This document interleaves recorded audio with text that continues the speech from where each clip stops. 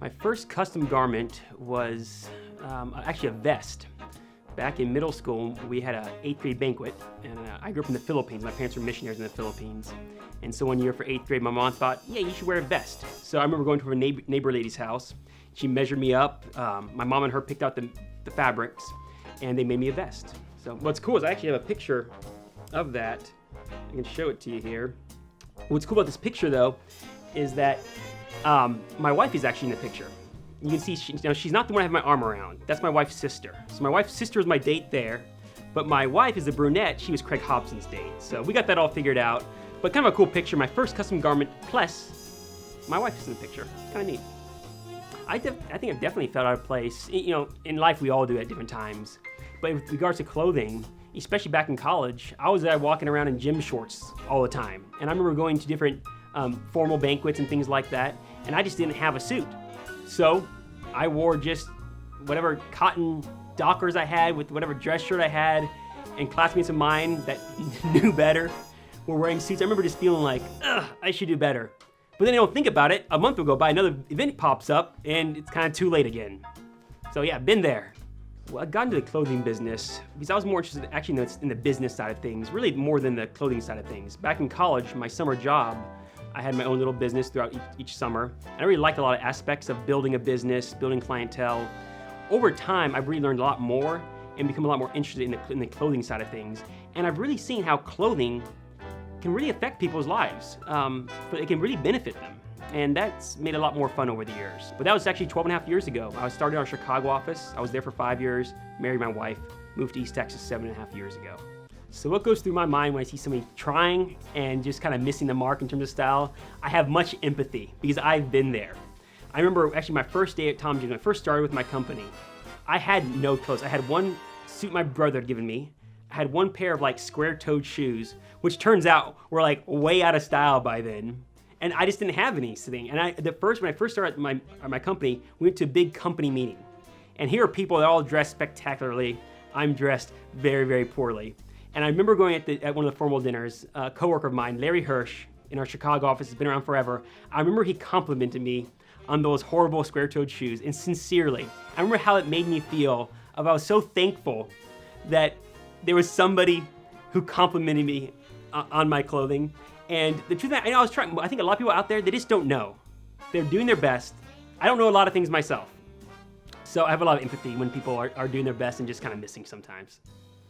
I don't really offer unsolicited advice. I think the only thing I might point out to somebody, if I see a guy with a zipper down, I will be a good person and tell him, hey dude, your zipper's down. Everyone should do that. No one wants to walk around and an hour later they realize, hey, I went to the bathroom an hour ago and my zipper's been down. Why didn't somebody tell me this? Come on, people. So, but I definitely notice it. You know, if somebody has doing something wrong with their style, you know, I notice it just like if somebody cuts hair for a living. I'm sure they can definitely walk around all day long. They're seeing people that, hey, should have got the hair cut, should have got it cut differently. But no one wants somebody who's walking around telling them they're doing something wrong. I think the objection here most often here in the South, it's different from other parts of the country. I hear people a lot of times say that, hey, I would dress better, Daniel. I would dress better, but if I do, then my clients, my coworkers, they won't be able to relate to me. I think the fear there is partially on good grounds. You know, people dress differently in East Texas, Northwest Louisiana, than they do in New York City and Chicago. And no one wants to make people feel uncomfortable. So I can appreciate the sentiment, and so I think it's 90% wrong and 10% right. The reason I say 90% wrong is because I think most people, they want to hire somebody who's an expert. They don't want to work with somebody who I don't want to hire a doctor based off of if we're going to go watch football that afternoon. I want him to be an expert at what he does. If we walk in to get on an airplane, we're going to fly to Hawaii. We might be in a Hawaiian shirt and flip-flops. We still want that pilot in that nice navy jacket with little gold wings looking like a professional. So I think most of us, if we're hiring a banker, a financial advisor, an attorney, a doctor, a politician, we want them to look like they take their job really seriously. We want them to make sure that we want them to look like they take care of details. They care about excellence. Certain clothing gives that impression more than others. Turns out a well-fitted suit or even just well-fitted dress slacks and a well-fitted dress shirt give that impression a lot better than jeans and a golf shirt. Business owners, employers should definitely care about what their employees are wearing. I think for two reasons. The first one is just in the overall image of their business. For example, banks spend untold amounts of money on marketing, on advertising, on beautiful buildings. Yet you walk in, and nowadays you see most bankers are wearing a golf shirt with the bank logo on it.